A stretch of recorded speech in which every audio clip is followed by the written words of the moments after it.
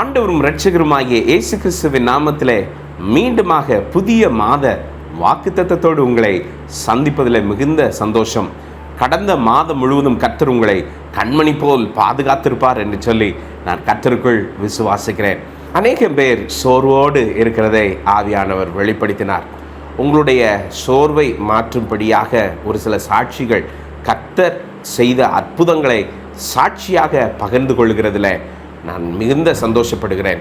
கடந்த மாதத்தில் அற்புதமாக ஒரு சில சாட்சிகளை ஒரு சில தேவ பிள்ளைகள் என்னிடத்தில் பகிர்ந்து கொண்டார்கள். ஒரு சகோதரி, அவர்கள் நாகர்கோவில் பகுதியிலே வசித்து கொண்டிருக்கிற அந்த சகோதரி, அவருடைய மகள் வெளி தேசத்தில் இருக்கிறார்கள். கணவனும் மனைவியுமாக இருக்கிறார்கள். அவர்களுக்கு திருமணமாகி 7 ஆண்டுகள் ஆகியும் குழந்தை ஆசீர்வாதம் இல்லை என்று சொல்லி அவர்கள் அந்த தாயார் கிட்டத்தட்ட ஒரு 1.5 வருடமாக என்னிடத்தில் ஒவ்வொரு மாதமும் என்னிடத்தில் ஜெபிக்க கேட்பார்கள். நாங்களும் அவர்களுக்காக தொடர்ந்து ஜெபித்து கொண்டே இருந்தோம். பாருங்கள், கடந்த மாதத்தில் ஆரம்பத்திலே அந்த சகோதரி எனக்கு தொலைபேசியில் தொடர்பு கொண்டு அவர்களுடைய மகள், வெளி தேசத்தில் இருக்கிற மகள் கர்ப்பம் தரித்திருக்கிறார்கள், தொடர்ந்து ஜெபித்து கொள்ளுங்கள் பாஸ்டர் என்று சொல்லி சந்தோஷமாக பகிர்ந்து கொண்டார்கள். அடுத்து ஒரு சில நாட்களுக்கு பிறகு என்னிடத்தில் திரும்ப தொலைபேசியில் தொடர்பு கொண்டு, பாஸ்டர், அதை காட்டிலும் மேன்மையான ஒரு சந்தோஷமான செய்தி என்று சொன்னார்கள். என்னவென்று கேட்ட பொழுது, அந்த குழந்தை ஒரு குழந்தை இல்லை, 2 குழந்தையாக இருக்கிறது என்று சொல்லி அந்த தாயார் மிகுந்த சந்தோஷப்பட்டார்கள். கர்த்தர் எப்படியாக நம்மை தொடுகிறார் பாருங்கள். இழந்ததை காட்டிலும் இரட்டத்தனையான ஆசீர்வாதங்கள். இந்த மாதத்திலேயும் நீங்கள் எதிர்பார்த்து கொண்டிருக்கிற ஒரு சில காரியங்கள் இதுவரையிலையும் நடக்காமல் இருந்திருக்கலாம். ஆனால் கர்த்தர் ஒரு காரியத்தை செய்வேன் என்று சொல்லி வாக்கு பண்ணியிருப்பார் என்று சொன்னால் அதை செய்து முடிக்காமல் இருக்க மாட்டார். ஒரு சகோதரன் சென்னை பகுதியிலிருந்து அவருக்கும் அவருடைய சகோதரருக்கும் ஏற்பட்ட சொத்து பிரச்சனை நிமித்தம் ஏற்பட்டிருக்கிற ஒரு பெரிய மன முறிவை குறித்து என்னிடத்தில் மிகுந்த வேதனையோடு பகிர்ந்து கொண்டார்கள். நான் இருக்கிறதுக்கே விருப்பம் இல்லை, நான் செத்து போய்விட்டால் நலமாக இருக்கும் பாஸ்டர் என்று சொல்லி அவர் மிகவும் வேதனையோடு அந்த சகோதரன் என்னிடத்தில் கடந்த மாதத்தினுடைய ஆரம்பத்தில் ஜெபிக்க கேட்டார்கள்.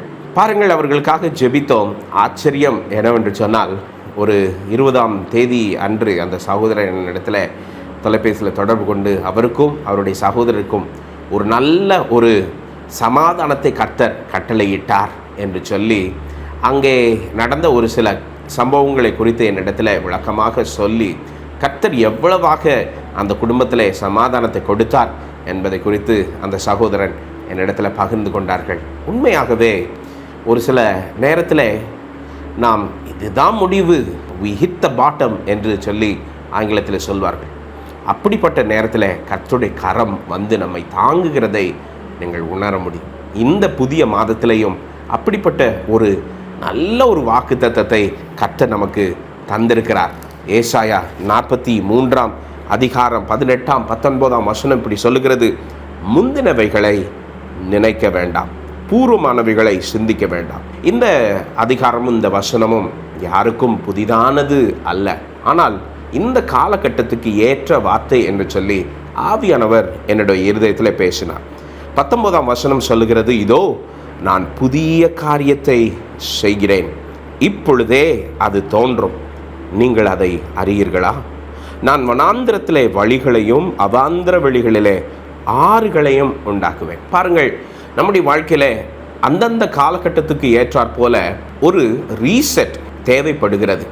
ஒரு செல்ஃபோன் வைத்திருக்கிறவர்களுக்கு தெரியும், திடீரென்று சொல்லி செல்ஃபோனில் அநேக அப்ளிகேஷனை ஓப்பன் பண்ணி வச்சுட்டிங்கன்னா செல்ஃபோன் கடைக்காரர்கள்ட்ட கொண்டு போகும் பொழுது அவர்கள் முதலாவதாக சொல்லுகிற ஒரு காரியம், உங்கள் ஃபோனை கம்ப்ளீட்டாக ரீசெட் பண்ணுங்கள். ரீசெட் என்னும் பொழுது அது ஃபேக்ட்ரி நியூட்ரல் என்று சொல்வார்கள். அந்த கம்பெனிக்காரர்கள் ஆரம்பத்தில் எப்படி உருவாக்கினார்களோ புதிதை போல மாறிவிடும்.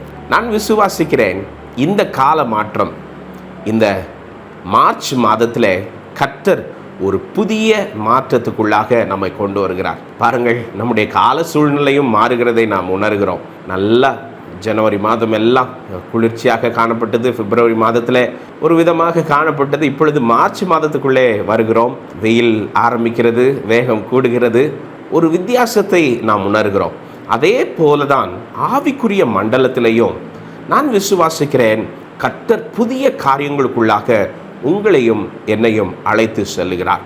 இந்த புதிய காரியங்கள் இன்றே தோன்றும் என்று சொல்லி ஆவியானவர் வெளிப்படுத்தினபடியினாலே நான் அதை உங்களுக்கு வாக்குத்தத்தமாக உரைக்க நான் விரும்புகிறேன்.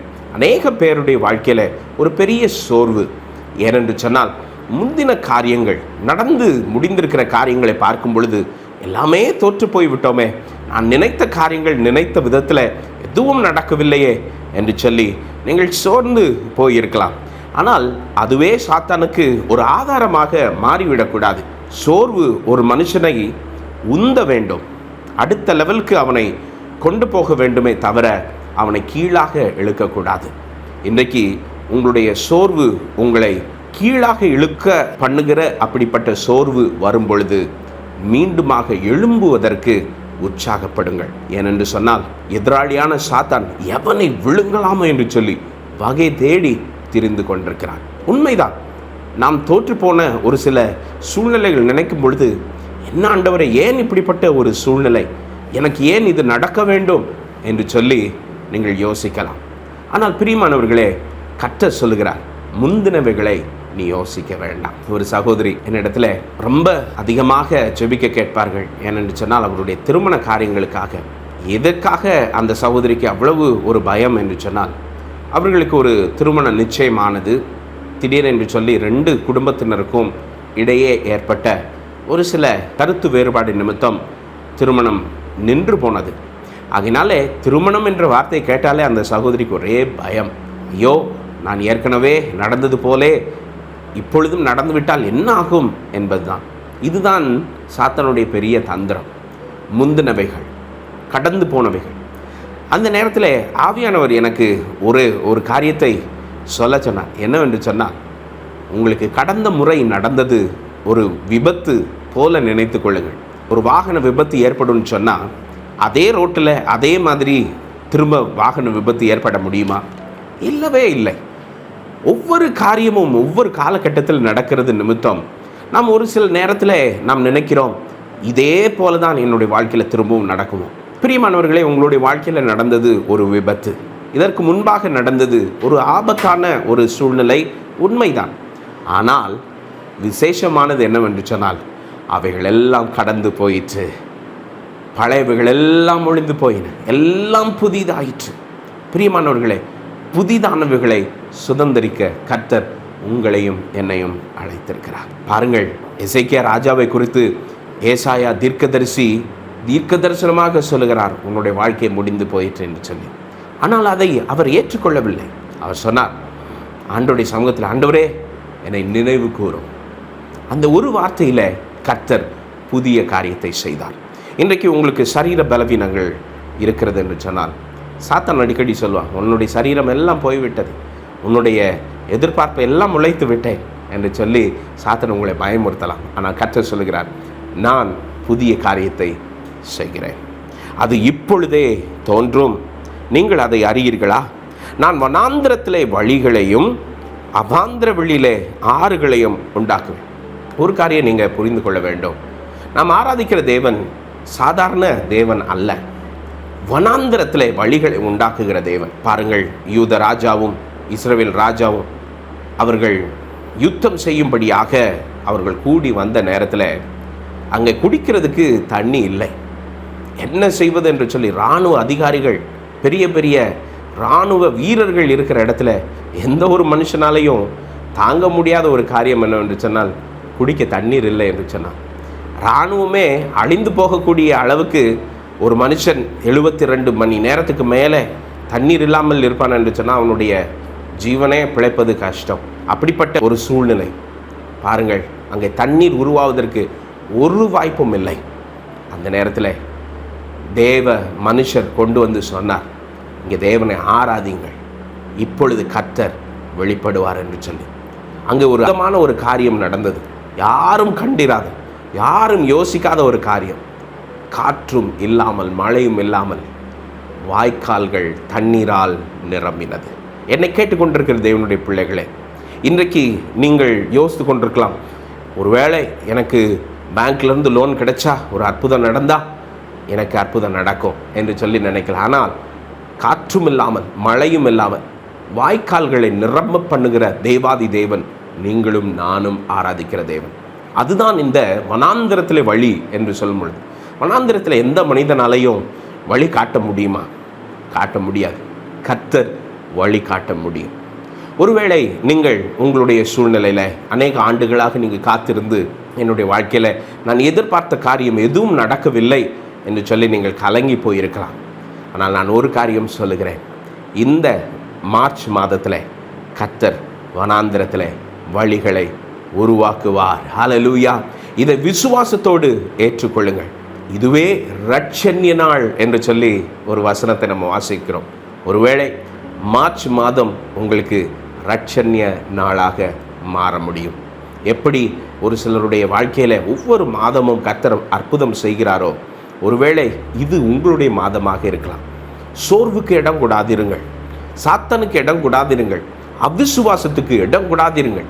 இன்றைக்கு காலகட்டத்தில் அவிசுவாசமான வார்த்தைகள் பெருகிவிட்டது, அவிசுவாசமான செயல்கள் அதிகரித்து விட்டது. விசுவாசிகளே அவிசுவாசமான வார்த்தைகளை பேச ஆரம்பித்து விட்டார்கள். ஏனென்று சொன்னால் அவர்கள் தேவன் மேல் நம்பிக்கையை இழந்து கொண்டிருக்கிறார்கள். பிரியமானவர்களே, யாரெல்லாம் தேவன் மேல் நம்பிக்கையோடு இருப்பார்களோ அவர்களுக்கு கர்த்தர் தாம் யார் என்பதை வெளிப்படுத்துவார். வேதத்தில் எனக்கு பிடித்ததான ஒரு கதாபாத்திரம் யோபு. அந்த யோபு என்ற மனுஷனுக்கு கர்த்தர் யார் என்பதை கடைசியில் தான் தம்மை வெளிப்படுத்தினார். அதுவரையிலையும் இது கர்த்தரால் வந்த சோதனையா, சாத்தானால் வந்த சோதனையா என்று கூட தெரியாமல் கலங்கி கொண்டிருந்த யோபு, ஆனால் விசுவாசத்தில் நிலைத்திருந்தார். இரட்டத்தனையான ஆசீர்வாதத்தை பெற்றுக்கொண்டார். இன்றைக்கு உங்களுடைய வாழ்க்கையில் கர்த்தர் வனாந்திரத்தில் வழியை உருவாக்க வேண்டும், அவாந்திர வெளியிலே ஆறுகளை உருவாக்க வேண்டும் என்று சொல்லி நீங்கள் விரும்பினீர்கள் என்று சொன்னால் கர்த்தருக்கு காத்திருங்கள். பாருங்கள், 42ஆம் அதிகாரம் 3ஆம் வசனம் இப்படி சொல்லுகிறது, அவர் நெறிந்த நாணலை முறியாமலும் மங்கி எரிகிற திரியை அணையாமலும் நியாயத்தை உண்மையாக வெளிப்படுத்துவார். பிரியமானவர்களே, மார்ச் மாதத்தில் உங்களுக்கு ஒரு நியாயம் கிடைக்கும், உங்களுக்கு ஒரு அற்புதம் நடக்கும், ஒரு புதிய காரியம் நடக்கும். ஹல்லேலூயா! ஒரு சகோதரி என்னிடத்தில் சொன்னார்கள், நான் டாக்டர் இடத்துல போகிறேன் பாஸ்டர், எனக்கு கிட்னி ஸ்டோன் இருக்கிறது என்று சொல்லுகிறார்கள், ஏற்கனவே 2 தடவை சர்ஜரி பண்ணிட்டேன், இந்த தடவை இருக்கக்கூடாது என்று சொல்லி சொன்னார்கள். நான் விசுவாசத்தோடு சொன்னேன், கர்த்தர் சுகம் தருவார் என்று சொல்லி. பாருங்கள், அவர்கள் போய் ஸ்கேன் எடுத்து பார்த்தார்கள். அவர்கள் இதுவரையிலையும் பயந்தது போல 1% கூட இல்லாத அளவுக்கு அந்த கிட்னி ஸ்டோனே இல்லை என்று சொல்லும்படியாக அவருடைய மனதில் ஏற்பட்ட அந்த ஒரு பயம் அவர்களை உந்தி தள்ளினபடினால இந்த காரியத்தை செய்தார்கள். பிரியமானவர்களே, இன்றைக்கு உங்களை பயம் அழுத்துகிறதா? மேற்கொள்ளுங்கள். உலகத்தை மேற்கொண்டவர், சாத்தானை மேற்கொண்டவர், சாத்தானை தன்னுடைய கால்களுக்கு கீழாக வைத்து நசுக்கின தேவன் நீங்களும் நானும் ஆராதிக்கிற தேவன். காலதாமதத்தினாலே அவருடைய வல்லமை குறைந்து விட்டதோ என்று சொல்லி நீங்கள் கேள்வி கேட்க வேண்டாம். கர்த்தர் ஏற்ற காலத்தில் ஏற்ற நன்மையினாலே உங்களை வழி நடத்த அவர் போதுமான தேவனாக இருக்கிறார். பிரியமானவர்களே, சோர்ந்து போகாதிருங்கள். நான் உங்களுக்காக ஜெபிக்கிறேன். வானத்தையும் பூமியை படைத்த சகல அதிகாரமுள்ள நஸ்ரேயனாகிய இயேசுவே, ஆண்டவரே, இந்த புதிய மாதத்தில் கர்த்தர் நீர் புதிய நன்மைகள்னாலே நம்முடைய பிள்ளைகளை வழிநடத்த வேணுமாய் ஜெபிக்கிறோம். என்னுடைய சரீரத்தை குறித்து வேதனை, வியாபாரத்தை குறித்து வேதனை, கடன் பிரச்சனை குறித்து வேதனை என்று சொல்லி கலங்கி கொண்டிருக்கிற நம்முடைய பிள்ளைகளுடைய வாழ்க்கையில் ஒரு அற்புதம் செய்வீராக. அதிசயமாய் வழி நடத்தும். இந்த மாதத்தில் கர்த்தர் அற்புதமாக வழி நடத்தினீர் என்று சொல்லி அநேக சாட்சிகளை கேள்விப்பட நீர் கிருபை தாரும். ஆசீர்வதி. இயேசுவின் நாமத்தில் ஜெபிக்கிறோம் நல்ல பிதாவே, ஆமென்.